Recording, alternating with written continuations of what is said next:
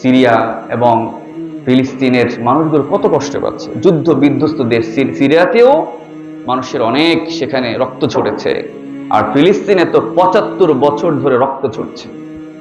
রক্তের যেন কোনো বন্যা যেন আর থামছে না, বইছে, অবিরত বইছে।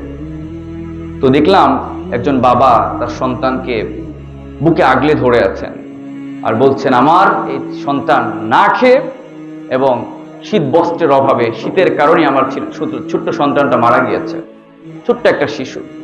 তো আমরা আমাদের সন্তানদেরকে কতগুলো কম্বল পেঁচিয়ে, জামা কাপড় পেঁচিয়ে তারপরে রাখি, আর ফিলিস্তিনের বাবারা সামান্য একটা কাপড়ও তার সন্তানকে দিতে পারছে না।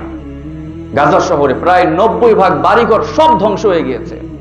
প্রচন্ড বৃষ্টি, প্রচন্ড ঠান্ডা, মানুষগুলো থাকার কোনো ব্যবস্থা নাই, খাবার নাই, সেখানে শীত বস্ত্র নাই, বাঁচবে কিভাবে?